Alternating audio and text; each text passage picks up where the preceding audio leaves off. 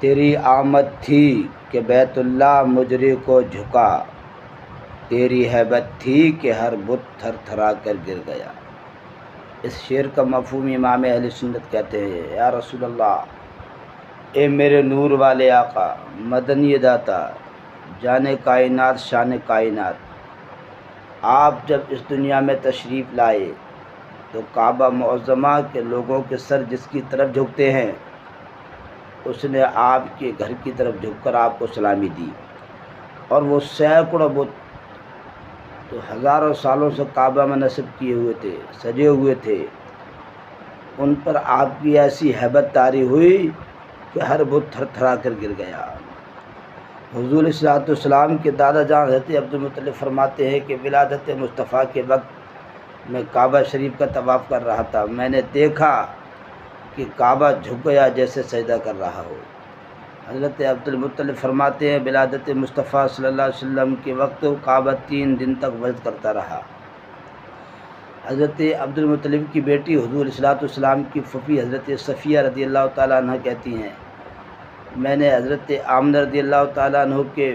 لال کی پیدائش کے وقت 6 انوکھی چیزیں دیکھی۔ پہلی تو یہ سرکار صلی اللہ تعالیٰ علیہ وسلم کی جب ولادت و سعادت ہوئی تو آپ صلی اللہ تعالیٰ علیہ وسلم سجدے میں چلے گئے، اور جب سجدے سے سر اٹھایا تو آپ نے انگلی کو آسمان کی جانب کیا اور ارشاد فرمایا، لا الہ الا اللہ انی رسول اللہ، بے شک اللہ کے سوا کوئی معبود نہیں اور میں اللہ کا رسول ہوں۔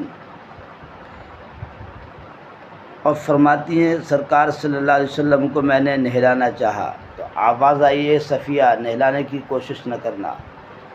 جو بچے ناپاک پیدا ہوتے ہیں وہ بعد پیدائش نہلائے جاتے ہیں، میرے سرکار صلی اللہ علیہ وسلم مکمل پاک و صاف پیدا ہوئے ہیں، یہ ایسے پاک و صاف پیدا ہوئے ہیں کہ ان کی جیسا کوئی بچہ کائنات میں نہ آیا ہے نہ آئے گا۔ اب فرماتی ہیں کہ سرکار صلی اللہ علیہ وسلم کی ولادت کے وقت ایسا نور نکلا کہ حضرت آمنہ کے چراغ پر اس نور کی روشنی غالب آ گئی، اس نور سے ساری کائنات منور و روشن ہو گئی۔ اور کہتی ہیں میں نے دیکھا سرکار صلی اللہ علیہ وسلم ناف بریدہ، یعنی ناف کٹے ہوئے پیدا ہوئے تھے، عام بچے پیدا ہوتے ہیں ان کے ناف کاٹے جاتے ہیں، حضور علیہ الصلوۃ والسلام ناف کٹے ہوئے پیدا ہوئے تھے،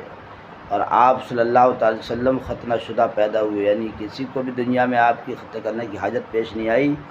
یہ 6 انوکھی چیزیں سرکار صلی اللہ علیہ وسلم میں پائی گئیں۔